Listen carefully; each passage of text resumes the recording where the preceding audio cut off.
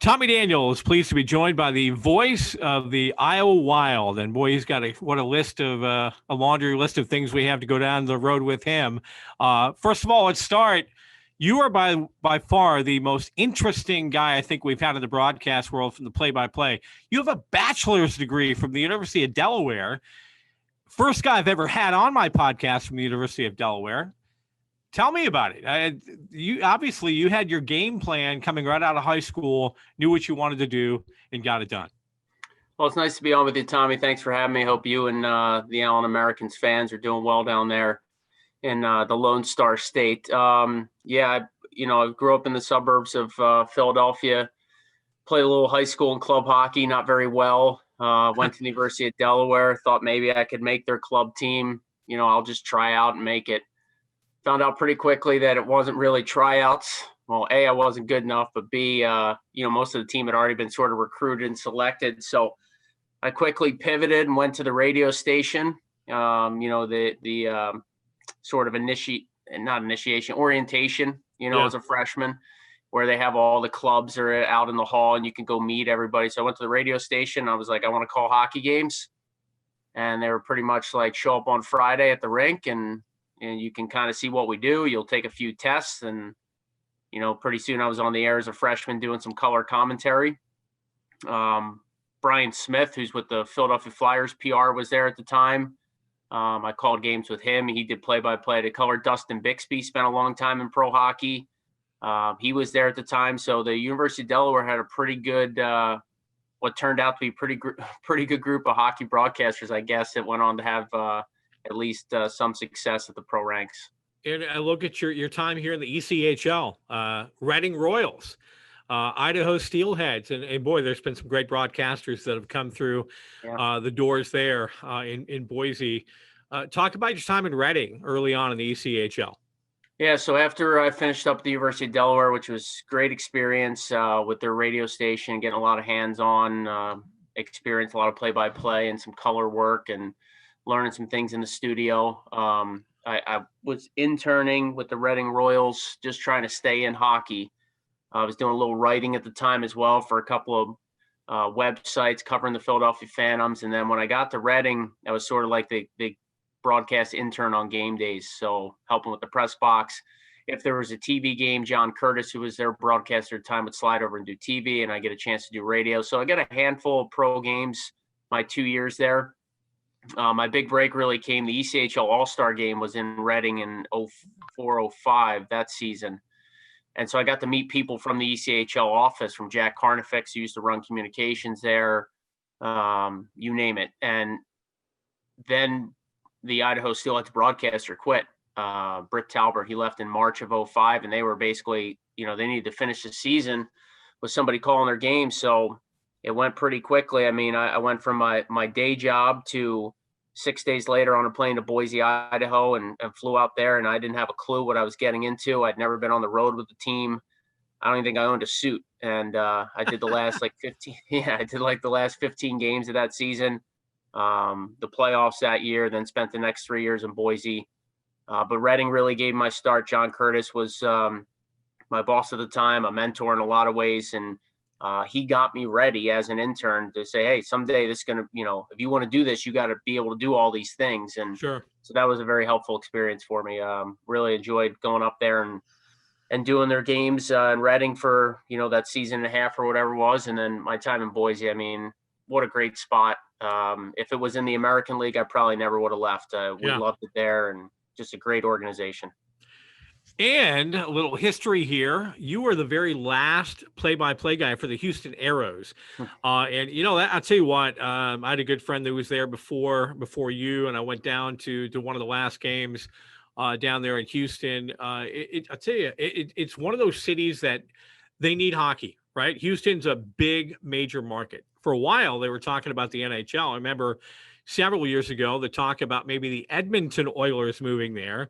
I've always thought Houston was going to be one of those teams that was going to get an NHL franchise, but why did Houston fail at the end there, Joe? Because to me, I thought the Aeros were a lot of history there between the Aeros and the city of Houston. What happened? Yeah, I mean, there is a lot of tradition. When you mention that Gordie Howe played somewhere. Obviously, you've got a rich line in hockey. At the end of the day, it was my understanding that it was basically came down to Toyota Center, the arena where the Rockets and the Arrows played for a good chunk of the Arrows' tenure there. They just couldn't, Minnesota and the Toyota Center, essentially the Minnesota Wild and the Toyota Center really just couldn't get together on something that made sense financially for a new lease. And when the lease expired, that last year, I had a pretty good year, pretty good feeling. A lot of us did that was going to be it. That just there wasn't going to be a contract reached to continue that lease. So it was unfortunate, but exciting at the same time. I'd been in Des Moines a little bit. My first year in Houston, the Iowa Chops were in Des Moines. So I'd seen the city, I'd seen the arena. I knew what a great facility it was. And I knew that Minnesota was committed to making hockey work in Des Moines. So when you factor in all those things, relocating with the team now, almost 8 years ago, this will be our 8th season in Des Moines. It seems like a long time ago, but certainly it wasn't a difficult transition at all because of what was here in place already.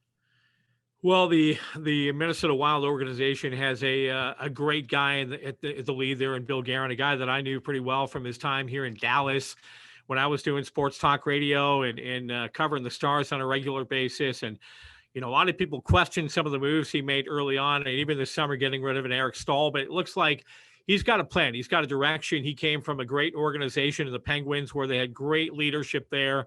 He learned under some pretty good guys, and it looks like he's got that team going in the right direction. And obviously, it starts with you guys right there.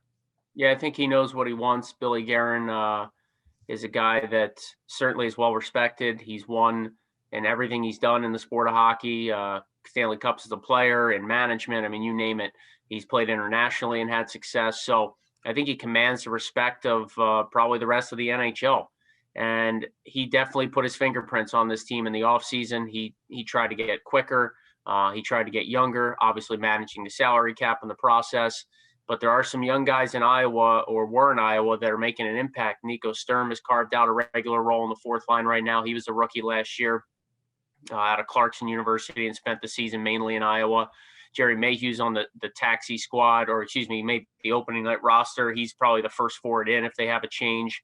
Several former Iowa Wild players are on that NHL quote-unquote taxi squad. And Kaapo Kähkönen got the win last night against Anaheim in his season debut. So definitely some guys that are that have Iowa Wild ties, Iowa Wild alumni that are contributing in Minnesota. And that's how you make a successful NHL franchise. I mean, look at Dallas this year, going to the Stanley Cup Finals in the bubble. So many players came from the Texas Stars that Iowa fans had a chance to see at the AHL level over the last couple of years. So if you can have your younger core be less expensive, be guys that have graduated from the AHL, and then have your top end stars producing, that's usually a recipe for success. Nashville and Milwaukee, the same thing at the NHL, AHL level. They've had a good run of guys going from the AHL up to the NHL and contributing. This is Joe O'Donnell, the voice of the Iowa Wild, joining us here on the Red, White, and You podcast. Tommy Daniels here alongside a man who has seen a lot in his hockey career. And I guess what we want to know now, Joe, is give us the skinny on the 2021 version of the Iowa Wild, because, our fans, biggest question I always get, why are we not affiliated with the Dallas Stars? Well, Scott White, long history going back to Idaho, a club which you know very well. To the Idaho Steelheads, a club you know very well. And you know what? We've been with San Jose for a couple of years, 2-3 years. Now we've been with Minnesota and Iowa for a few years. And I got to say, you guys have turned me into a Minnesota and Iowa Wild fan. Just because of the great people I work with, like yourself and, Aaron in the past, and the folks in Minnesota, which are great. Talk about this year's team and where you think, what are the expectations for the group there in Iowa? Definitely a different year, as I'm sure you guys have seen. I mean, to have the ECHL starting, to have the NHL starting, the American Hockey League getting ready to start, there's just so many different dynamics. Will we see more call-ups than years past? Will we see less? Because teams might keep an expanded roster because they want to sort of have that bubble. We're expecting training camp to open for Iowa in a few days here. The season starts February 5th. We know we're going to play 34 games, so 17 at home. We know we're allowed to have fans. We might be one of just 3 or 4 AHL teams that can have fans. We're hoping for just under 4,000 a game is sort of the spaced out, socially distanced capacity. So again, great to have a nice large building where when you space them out, you can still get a pretty decent crowd. The Texas Stars should have fans as well. But I think outside of us and the Stars, maybe just one or two other teams across the league. So definitely going to look different. A lot of younger players, especially since the NHL has made the provision this year where players that would normally only be eligible for junior hockey, like the Western Hockey League and the Ontario Hockey League and the Quebec League in Canada, those players are eligible to be in the AHL this season. Otherwise, they'd be too young in a normal year. So coming to Iowa's camp was Adam Beckman, the reigning Western Hockey League MVP. Again, would be too young otherwise to play. And draft picks from just this year's class and Damon Hunt and Ryan O'Rourke.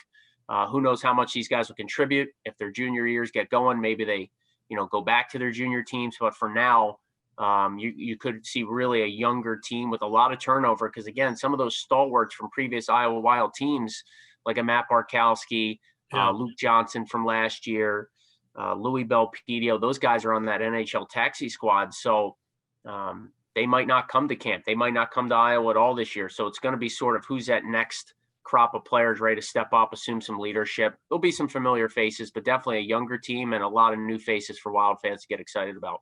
Oh, and I know you might not be able to answer this. A lot of this will come from Tom Curvers, but just the pipeline from Allen to Iowa.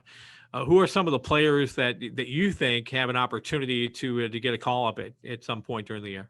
Sure. And, Tim Army and I, the Iowa Wild head coach, and myself just talked about this briefly the other day, and that, I think in a lot of ways he was happy to be able to send guys to Allen to help out the franchise down there and keep that relationship strong with head coach Steve Martinson.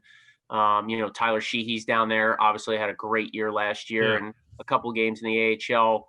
Matt Register is a guy that is going to be an ECHL Hall of Famer, no doubt about it. Yeah. And really had his first taste of the AHL last year with the Wild. So Jesse Mikan, another guy that was sort of signed to provide depth to the organization. I think he's had a nice impact from what I've seen with you guys early.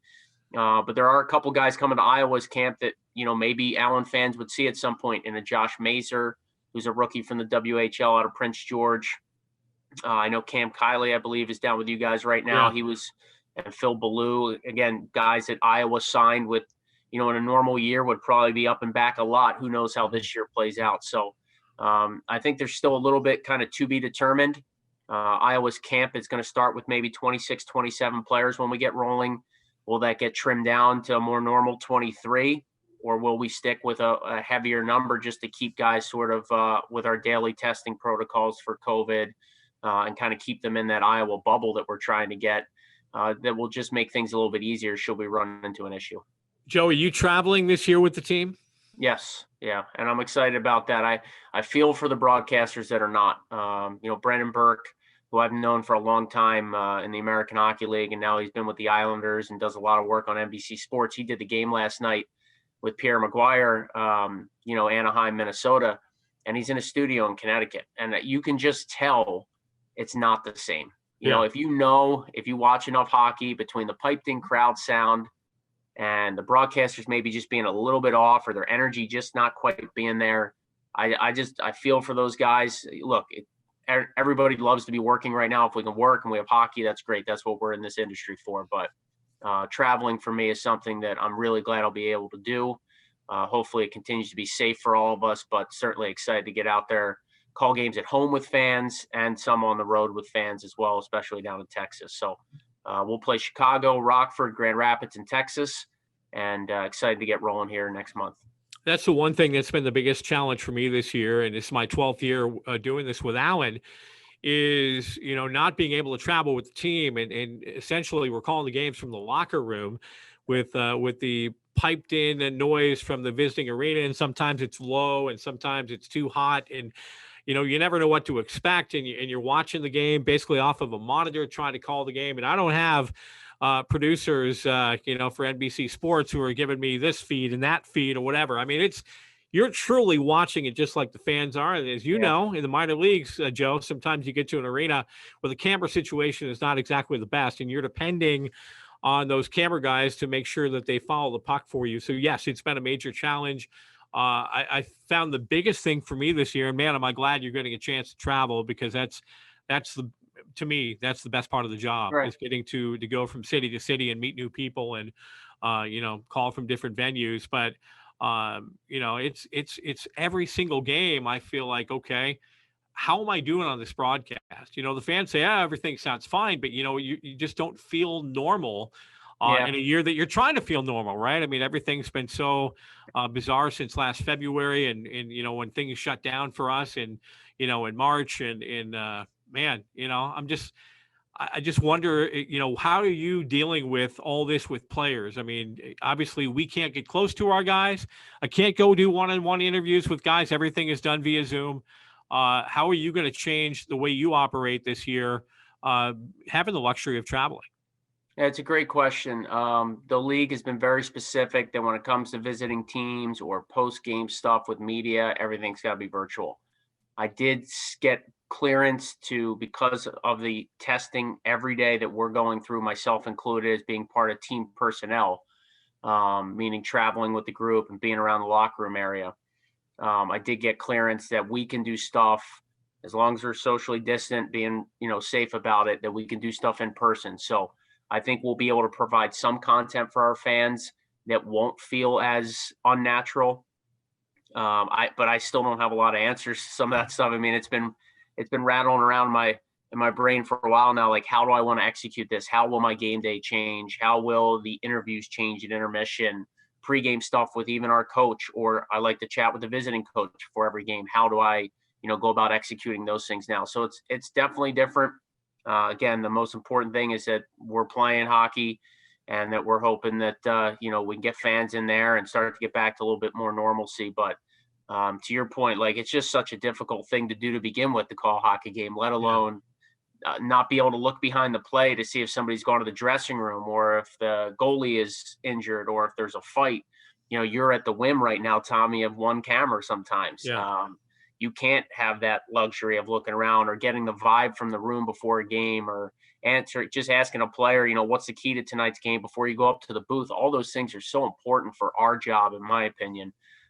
So you are certainly, and a lot of guys in our shoes, unfortunately, guys and girls in our shoes, are going to be at a disadvantage this year, whether it's sideline reporting, color commentary, positions being scrapped because of budget, or just not being able to have folks in that bubble and safe environment. So it'll be very different, but I'm sure the fans are grateful just to have a product to watch. And you're doing your best job you can, I'm sure. And I'm sure for those fans, again, they're grateful for that.